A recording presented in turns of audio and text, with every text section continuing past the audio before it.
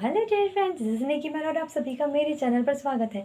जैसा कि आप सभी जानते ही हैं कि एमपी कांस्टेबल की तो जो वैकेंसीज जो है वो निकल गई है और साथ ही साथ में अब एएसआई और सूबेदार की भी वैकेंसीज निकल गई है, जिसमें 500 प्लस वैकेंसीज निकली है, जिसमें जो सूबेदार है और एएसआई है और जिन्होंने स्टैंडिंग किया है उनके लिए भी बहुत ज़्यादा अच्छी होने वाली, क्योंकि जो लोग स्टेनो कर चुके हैं शॉर्ट हैंड प्रैक्टिस और वो सारी चीज़ें, तो वो लोगों का मतलब वो उसमें टेस्ट होगा। और जो आप लोगों ने शॉर्ट हैंड सीखा है तो उसका भी मतलब उसका ही टेस्ट होगा। पहले एग्ज़ाम देने होंगे, नॉर्मली 100 नंबर्स के एग्ज़ाम होंगे। जिस तरीके से पूरा का पूरा एमपी पुलिस कांस्टेबल का जो एग्ज़ाम पैटर्न है सेम टू सेम बिल्कुल वैसा ही है।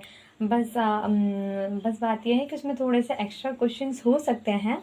अदरवाइज़ सारा का सारा एमपी का GK GS mathematics maths reasoning ये सारी चीज़ें मतलब ये कह सकते हैं हम लोग कि एमपी पुलिस का जैसा ही सेम टू सेम उसका सिलेबस है। बस हमको मतलब बस एग्ज़ाम फॉर्म भरना है। दैन उसके बाद में इसका जो एग्ज़ाम फॉर्म का जो डेट है वो 3 अक्टूबर से स्टार्ट होगा और शायद 17 अक्टूबर तक के जहाँ तक के चलेगा। ठीक है। दैन उसके बाद में जैसे कि यदि एग्ज़ाम की बात कही जाए तो एग्ज़ाम जो है कि वो फॉर्म भरने की डेट है 3 अक्टूबर से 17 अक्टूबर तक के। दैन उसके बाद में जो हम लोगों का एग्ज़ाम जो होगा तो वो दिसंबर में होगा। आप लोग अभी ये कन्फ्यूज़न में होंगे कि देखिए कि ये 30 अक्टूबर से तो एमपी पुलिस के एग्ज़ाम स्टार्ट होने वाले हैं, तो हाउ टू मैनेज, कैसे मैनेज करेंगे वो सारी चीज़ें। तो आप लोगों ने यदि यहाँ पे पुलिस कांस्टेबल की तैयारी अच्छे से की है तो आप लोग आसानी से उसका एग्ज़ाम अच्छे से निकाल सकते हैं।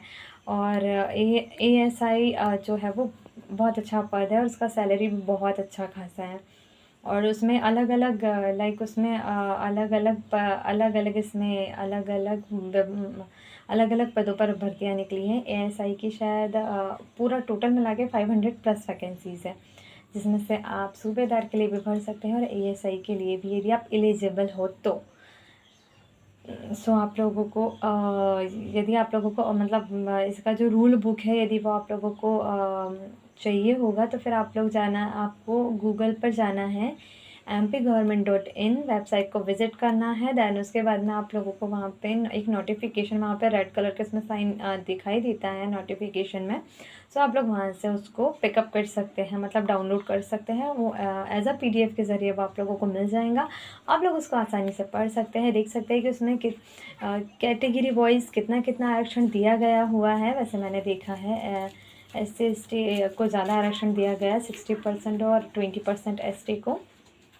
और उसमें पद भी काफ़ी कम है और जनरल और ओबीसी में ज़्यादा पद है।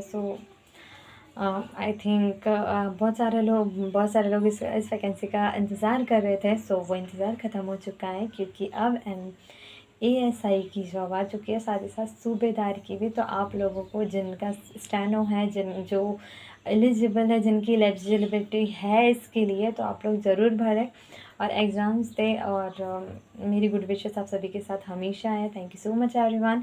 जय श्री महाकाल, हर हर महादेव। अपना ख्याल रखिए और स्टडी कीजिए। Thank you.